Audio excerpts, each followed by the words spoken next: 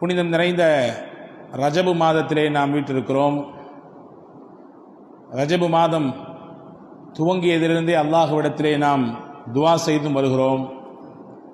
யா அல்லாஹ், எங்களுக்கு ரஜபிலும் அடுத்திருக்கக்கூடிய ஷாபானிலும் பரக்கச் செய்து ரமலானை அடையக்கூடிய வாய்ப்பை, அந்த பாக்கியத்தை எங்களுக்கு வழங்கு என்று கேட்டு வருகிறோம்.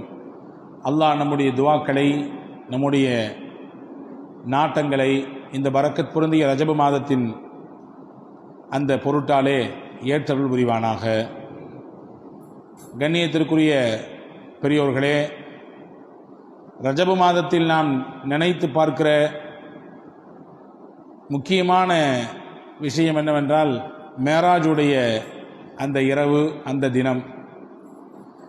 அன்னலம் பெருமானார் ஸல்லல்லாஹு அலைஹி வஸல்லம் அன்னவர்கள் மேற்கொண்ட அந்த விண்ணுலக பயணம், அதிலே அவர்கள் கண்ட காட்சிகள், அல்லாஹ் அவர்களை தன்னளவில் நெருக்கி கொண்டு காண்பித்து கொடுத்த அத்தாட்சிகள், இதை அனைத்தையும் குர்ஆனும் ஹதீஸும் நிரூபிக்கிறது. சுப்ஹானல்லதி அஸ்ரா பி அப்திஹி லைலம் மினல் மஸ்ஜிதில் ஹராமி இலல் மஸ்ஜிதில் அக்ஸா. மஸ்ஜிதுல் ஹராமிலிருந்து மஸ்ஜிதுல் அக்ஸா என்று சொல்லப்படுகிற பைத்துல் முகத்தஸிற்கு தன் அடியாரை இரவோடு இரவாக அழைத்து சென்ற அந்த அல்லாஹ் மிக பரிசுத்தமானவன் என்றே ஒரு அத்தியாயத்தினுடைய துவக்க வசனம் இப்படித்தான் ஆரம்பிக்கிறது. இஸ்ரா என்கின்ற அந்த விண்வெளி பயணம் அல்லாஹுவின் தூதருக்கு, அருமை நாயகம் ஸல்லல்லாஹு அலைஹி வஸல்லம் அன்னவர்களுக்கு அல்லாஹ் வழங்கிய பேர் அற்புதங்களில், தனித்துவமான விஷயங்களில் மிக முக்கியமானது. மேராஜ் என்ற அந்த பயணத்தின் வழியாக அல்லாஹ் உலகத்தில் யாருக்கும் காட்டாத சில ரகசியங்களை, எந்த நபிமார்களாலும் நெருங்க முடியாத சில இடங்களை நபிகள் பெருமானார் ஸல்லல்லாஹு அலைஹி வஸல்லம் நெருங்கினார்கள். அல்லாஹுவின் பேர் அத்தாட்சிகளை பார்த்தார்கள். அந்த பயணத்தின் வழியாகத்தான் ஒவ்வொரு நாளும் ஒவ்வொரு மூமின்களும் மேராஜுக்கு சென்று வருகிறோம், சென்று வர முடியும். அஸ்ஸலாத்து மிஅராஜுல் முஃமின், ஒரு இறை நம்பிக்கையாளரின் மேராஜ் எது என்பதை அடையாளப்படுத்துகிற பொழுது பெருமானார் ஸல்லல்லாஹு அலைஹி வஸல்லம் சொன்னார்கள், தொழுகைதான். தொழுகைதான் ஒரு இறை நம்பிக்கையாளரின் மேராஜ்.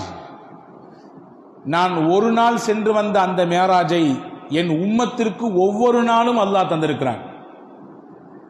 என் உம்மத்திற்கு ஒவ்வொரு நாளும் அல்லாஹ் தருகிறான். ஒரு தடவை அல்ல, 5 முறை தருகிறான்.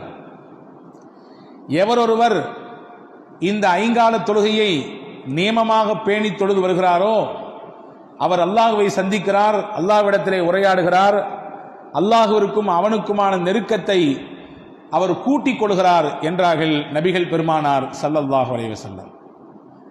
அன்பான சகோதரர்களே, இந்த மகத்தான அன்பளிப்பு கிடைக்கப்பட்ட நாள் புனித மேராஜ்.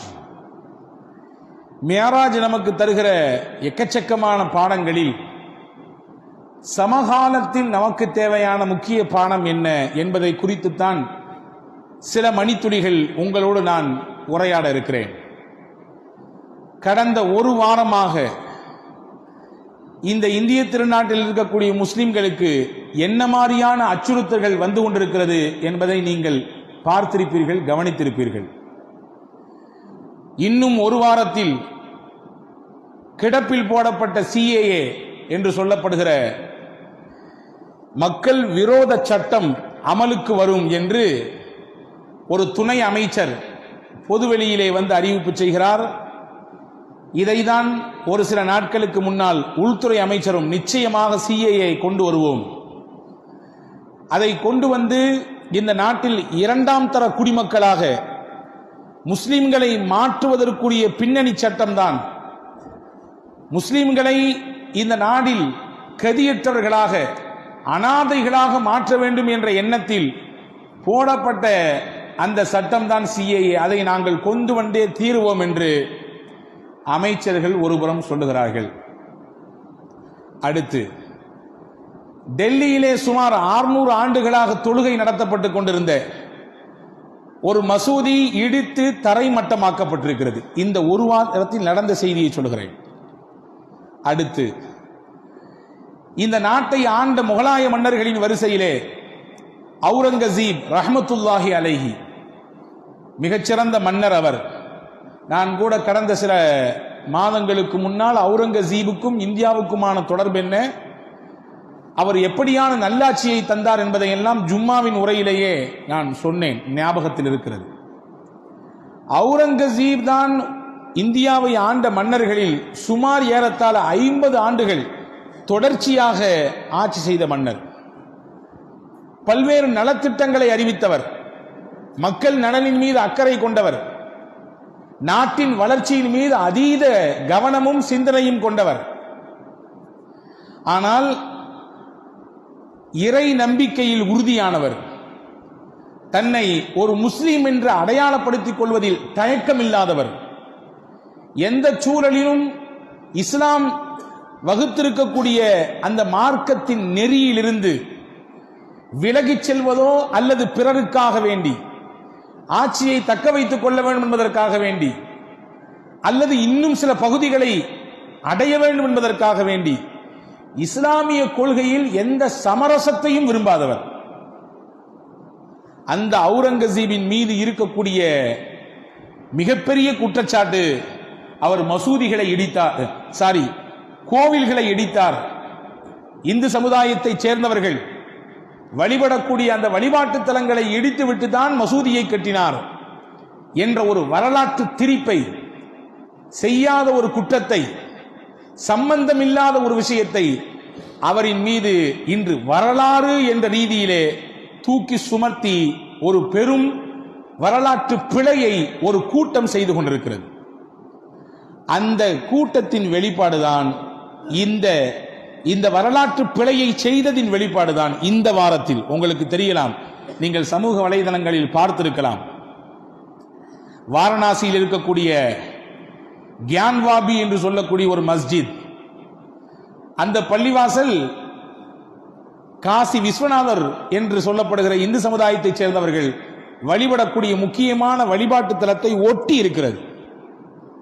ஆனால் இந்த மசூதி ஒரு கோவிலை இடித்துத்தான் கட்டப்பட்டிருக்கிறது என்கின்ற அந்த பெரும் பொய் மூட்டையை அவிழ்த்துவிட்டு அதன் வழியாக நீதிமன்றமே அதன் ஒரு பாகத்தை ஒதுக்கி தர வேண்டும் என்றும் அங்கே வழிபாடு செய்வதற்கும் இன்ன பிற பூஜை புனஸ்காரம் செய்வதற்கும் ஏற்பாடுகள் செய்ய வேண்டும் என்று மாவட்ட நீதிமன்றம் உத்தரவிட்டிருக்கிறது. அதை 2-3 நாட்களாக செயல்படுத்தி வருகிறார்கள். ஆனால் உள்ளபடியே அவுரங்கசீபுக்கும் இதற்கும் சம்பந்தம் இல்லை. அந்த மசூதியினுடைய வெளி வராண்டாவை அவர் விரிவுபடுத்தினார் என்பதுதான் அந்த மசூதியில் இருக்கக்கூடிய கல்வெட்டு வரலாறு சொல்லக்கூடிய செய்தி. சொல்ல போனால் அவுரங்கசீப் ஆட்சிக்கு வருவதற்கு சுமார் 1 நூற்றாண்டுக்கு முன்பே அந்த வாரணாசியில் கியான்வாபி மசூதி இருக்கிறது என்பதும் வரலாற்று செய்தி. சொல்ல வரக்கூடிய செய்தி என்னன்னா, பாபரி மஸ்ஜிதை எப்படி இடித்து தரைமட்டமாக்குவதற்கு திட்டங்களை பல்லாண்டுகள் தீட்டி அதை முறைப்படுத்தி சட்டத்தின் மூலமாகவே அதை செல்லுபடியாக்கி கடைசியில் கொண்டு வந்து நிப்பாட்டினார்களோ, அதன் தொடர்ச்சியாக இப்பொழுது அடுத்த அவர்களின் இலக்கு குறி ஞானவாபி மசூதி. இது இந்த வரிசையில் நிறைய லிஸ்ட் இருக்குது, அடுத்து போய்கிட்டே இருக்குது. இன்னைக்கு வாரணாசி, அடுத்து மதுரா, ஏன் ஒரு சில நாட்களுக்கு முன்னால் தமிழ்நாட்டில் முஸ்லிம்கள் பெரும்பகுதியாக வசிக்கக்கூடிய கீழக்கரை, அந்த கீழக்கரையில் இருக்கக்கூடிய ஒரு பள்ளிவாசலை குறிப்பிட்டு இது மசூதியாக இருந்ததுதான், இதனுடைய பழமை இப்படித்தான் என்று ஒரு விவரம் தெரியாதவர், அதாவது விவரம் தெரியாதவர் என்று சொல்லி கடந்துவிட முடியாது, வேண்டுமென்றே துவேஷத்தை ஏற்படுத்த வேண்டும் என்ற சித்தாந்தம் கொண்டவர், முஸ்லிம்களுக்கும் இதர சமுதாயத்திற்குமான உறவிலே விரிசலை ஏற்படுத்த வேண்டும் என்ற எண்ணம் கொண்டவர்கள், அதன் வழியாக கலவரத்தை ஏற்படுத்தி அதன் வழியாக அரசியல் ஆதாயம் தேட வேண்டும் என்ற கற்பனை கோட்டை கட்டி கொண்டிருப்பவர்கள் சொன்னதை நாம் பார்க்க முடிந்தது. இந்த வரிசையில் நிறைய மசூதிகளை வைத்திருக்கிறார்கள். இது ஒரு புறம் நடக்கிறது. யூபியிலே நடந்த ஒரு செய்தி, இந்த வாரத்தின் செய்தி தான் நான் சொல்லக்கூடிய செய்தி. சம்பந்தமே இல்லாத ஒருவரின் மீது பழி சுமத்த வேண்டும் என்பதற்காக வேண்டி, ஒரு முஸ்லிமின் மீது பழி சுமத்த வேண்டும் என்பதற்காக வேண்டி மத துவேஷத்தை ஏற்படுத்தி மோதல் போக்கை ஏற்படுத்த வேண்டும் என்ற சிந்தனையிலே அங்கிருந்த ஒரு குறிப்பிட்ட அமைப்பை சேர்ந்தவர்கள் அவரின் மீது, அந்த குறிப்பிட்ட முஸ்லிம் ஒருவரின் மீது மட்டுமல்ல, அவர் சார்ந்திருக்கக்கூடிய சமூகத்திற்கும் எதிரே இருக்கக்கூடிய அக்கம் பக்கத்தில் இருக்கக்கூடிய இதர சமுதாயத்துக்கும் இடையிலே பிளவையும் சண்டையையும் வன்முறையையும் ஏற்படுத்த வேண்டும் என்ற சிந்தனையிலே தேவையில்லாத அவதூறை ஏற்படுத்தி கடைசியில் அது அவதூறு தான் என்பதை கண்டுபிடித்து காவல்துறை உரிய அந்த அவதூறை செய்தவர், அந்த பாதிப்புக்கு பின்னால் இருப்பவர் யார் என்பதை அடையாளப்படுத்தி அதை சமூகத்திற்கு அறிமுகம் செய்தும் இருக்கிறார்கள். இப்படி கடந்த ஒரு வாரங்களில் அடுத்தடுத்து முஸ்லிம் சமூகத்தை குறிவைத்து ஒரு முஸ்லிம் சமுதாயத்தை இந்த நாட்டில் தனிமைப்படுத்தி அவர்களுக்கு இந்த நாட்டிலிருந்து ஒரு ஓரம் கட்டக்கூடிய ஒரு வேலையை செய்ய வேண்டும் என்ற எண்ணத்திலே தொடர்ச்சியாக நடைபெற்று வருவதை நாம் பார்க்கிறோம். அன்பானவர்களே, நீங்கள் கேட்கலாம், இதற்கும் மேராஜுக்கும் எங்கே முடிச்சிருக்கிறது? மேராஜை தொட்டி துவங்கி இதையெல்லாம் பேசுகிறீர்களே, என்ன இருக்கிறது? ஆமாம், அல் குர்ஆனிலும் அருமை நாயகம் ஸல்லல்லாஹு அலைஹி வஸல்லமின் வாழ்க்கையிலும் இல்லாத பாடங்களே இல்லை. நம்முடைய சமகாலத்தினுடைய பிரச்சனைகள் வரை எல்லாவற்றுக்குமான பாடமும் எல்லாவற்றுக்குமான முன்னுதாரணமும் குர்ஆனிலும் ஹதீஸிலும் நிரம்ப கிடக்கிறது. நீங்கள் ஒன்றை உறுதியாக மனதிலே ஏற்றிக்கொள்ள வேண்டும். பழுத்த மரம்தான் கல்லடி படும். இஸ்லாம் உலகத்திற்கு மிகச்சிறந்த கனிகளை, உலகத்துக்கான அமைதியை, சமத்துவத்தை, நல்லிணக்கத்தை உறக்கச் சொல்லிக் கொண்டிருக்கக்கூடிய மார்க்கம் இஸ்லாம்.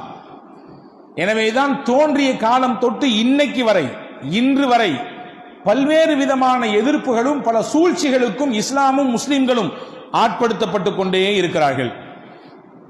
ஆனால் ஒன்றை புரிய வேண்டும், சோதனைகளும் நெருக்கடிகளும் தொடர்ச்சியாக வரும். அதை முஸ்லிம் சமூகம் எதிர்கொண்டுத்தான் ஆக வேண்டும். ஆனால் அதுவேதான் கடைசி வரை என்றால் கிடையாது.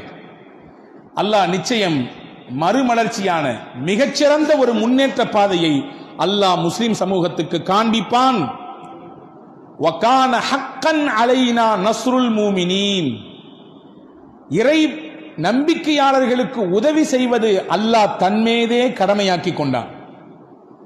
மூமின்களை பாதுகாப்பது, மூமின்களுக்கு உதவி செய்வதை அல்லாஹ் தனக்குத்தானே விதியாக்கி கொண்டான் அந்த விஷயத்தை. எனவே இந்த நம்பிக்கை நமக்கு வேண்டும். மேராஜ் அதை அழுத்தமாக சொல்கிறது. அல்லாஹ் கைவிட மாட்டான். கஷ்டங்களையும் சோதனைகளையும் நெருக்கடிகளும் பல்வேறு விதமான சூழ்ச்சிகளும் தொடர்ச்சியாக இந்த சமூகம் உட்படுத்தப்பட்டாலும் அகப்பட்டாலும் அதுவேதான் அவர்களுக்கு கதியா என்றால் கிடையாது. நிச்சயம் அதிலிருந்து ஒரு மறுமலர்ச்சியான, ஒரு வெளிச்சமான, ஒரு பிரகாசமான எதிர்காலத்தை இந்த சமூகத்திற்கு அல்லாஹ் காட்டுவான் என்பதை மேராஜில் நபிகளுக்கு சொல்லி அல்லாஹ் இந்த உம்மத்திற்கு சொன்னான். நபிகள் ஸல்லல்லாஹு அலைஹி வஸல்லம் மக்காவில் அவர்கள் வாழ்ந்த காலம் கடும் நெருக்கடிக்கு உள்ளாக்கப்பட்ட காலம். உங்களுக்கு நமக்கு ஒன்றும் தெரியாதது ஒன்றுமல்ல. பல்வேறு விதமான அடுக்கடுக்கான சோதனைகள், பிரச்சனைகள், இழப்புகள், அவமானங்கள், தலைக்குனிவுகள் எல்லாத்தையும் சந்திச்சாங்க. ஒரு கட்டத்தில் பெருமானா ஸல்லல்லாஹு அலைஹி வஸல்லமுக்கு பக்கபலமாக இருந்த இருவரும் தூண்கள் அவங்களும் இறந்து போயிட்டாங்க.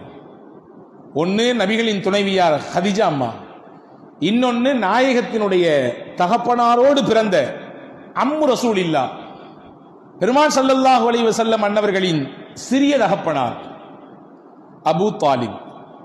இருவர்களின் மரணம் மிகப்பெரிய உந்து சக்தியாக, அடைக்கலமாக இருந்த இருவரின் மரணம் மக்காவில் இந்த சத்திய இஸ்லாத்தை ஏற்றுக்கொள்ளாமல் முகம் திருப்பி போவது ஒரு முறை, இவர்களை எழவிடாமல் மேலும் மேலும் போட்டு அமுக்குவதற்கான வழிகள் என்னவென்றோ அதையெல்லாம் திட்டம் தீட்டியது இன்னொரு புறம்.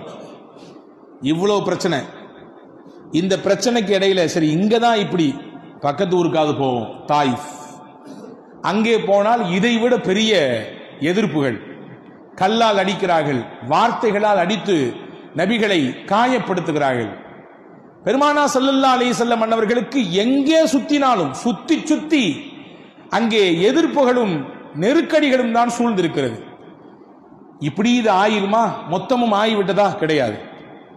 அல்லாஹ் இதிலெல்லாம் இருந்து வெளியே கொண்டு வந்து அவர்களை ஆசுவாசப்படுத்தி, உங்களுக்கு மிகச்சிறப்பான எதிர்காலம் இருக்கிறது, எந்த இஸ்லாத்தை நீங்கள் முன்வைக்கிறீர்கள் என்பதற்காக, எந்த கலிமாவை இந்த மக்கள் சொன்னார்கள் என்பதற்காக வேண்டி உயிரை, பொருளை, தன் மானத்தை இழக்கக்கூடிய பல்வேறு நிர்பந்தங்கள் ஏற்பட்டதோ அதையெல்லாம் கடந்து இந்த மார்க்கம் ஜெயிக்கும், உலகத்தின் பல பாகங்களுக்கு இதை நான் கொண்டு போய் சேர்த்துவேன் என்பதை அல்லாஹ்வின் தூதருக்கு மட்டுமல்ல அவர்களின் வழியாக இந்த உம்மத்திற்கும் சொல்வதற்கு அல்லாஹ் தேர்ந்தெடுத்து கொடுத்த பயணம் புனித மிஅராஜ்.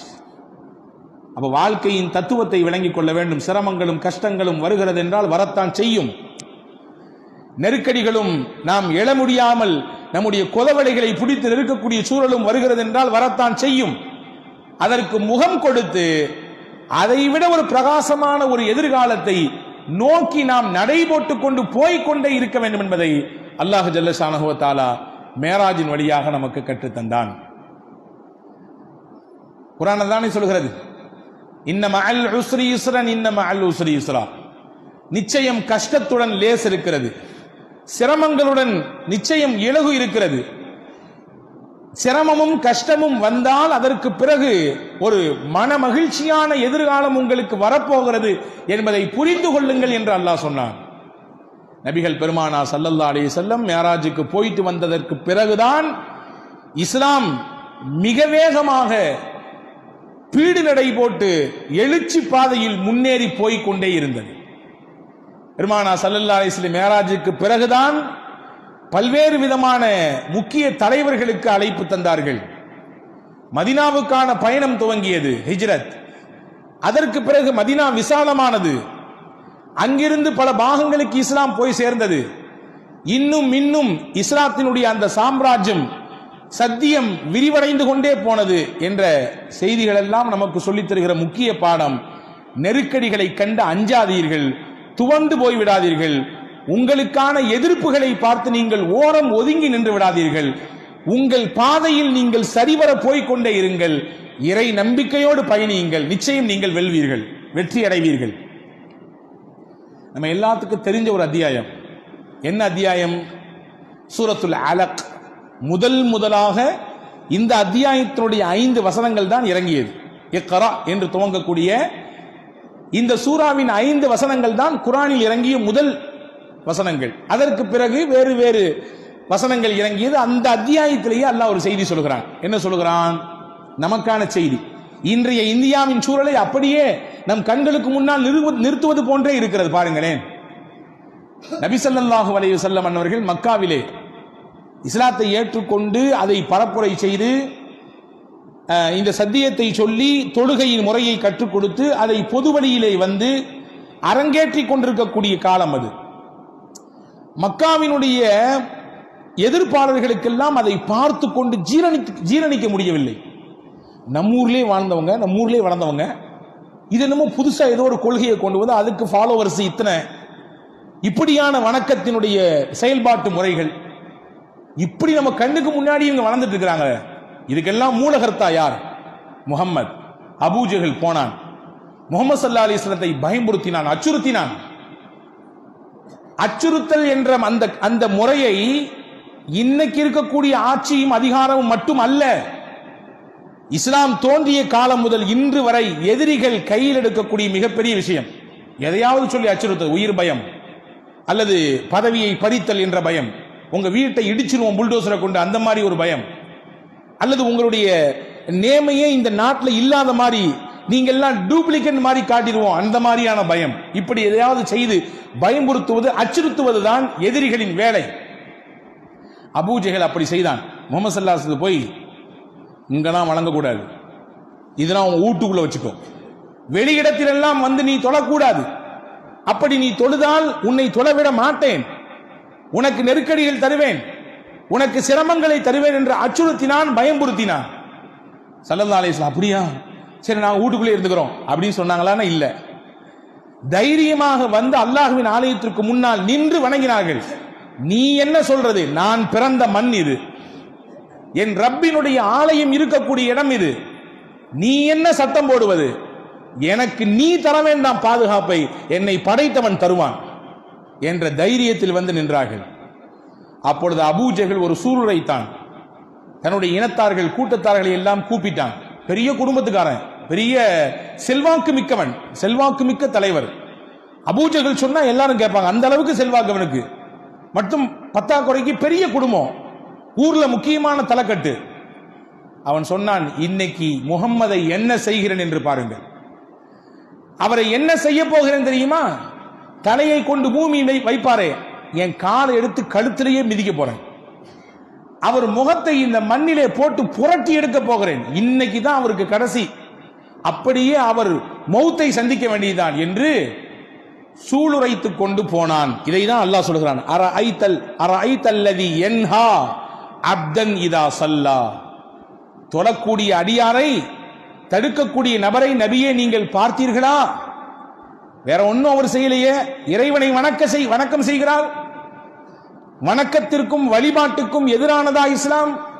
அவரவருடைய வணக்கத்தையும் அவரவருடைய வழிபாட்டையும் அவருடைய வழிபாட்டு தலங்களையும் மதிப்பதற்கும் அதற்கான உரிமைகளை வழங்குவதற்கும் தான் இஸ்லாம் உலகத்திற்கு மிகச்சிறந்த வழிகாட்டுதலை கொடுக்கிறது. இது மட்டும்தான் வசதி என்று தூக்கி வைத்துக் கொண்டு அடுத்தவர்களின் வழிபாட்டு உரிமையில் சம்பந்தப்படுவதற்கு தலையிடுவதற்கு முஸ்லிமே உனக்கு எந்த அதிகாரமும் இல்லை என்று இஸ்லாம் சொல்லுகிறது.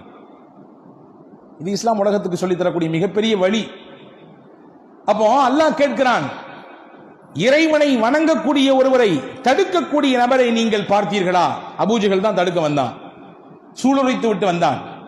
நபியை நெருங்குகிறான். ரசூலுல்லாஹ் எந்த பதட்டமும் இல்லாம நிம்மதியாக அல்லாஹ்விடத்திலே கை கட்டி தொழுது கொண்டிருக்கிறார்கள். ஒன்றை புரியுங்கள், அல்லாஹ்வின் மீது நம்முடைய நம்பிக்கையும் நம்முடைய எண்ணமும்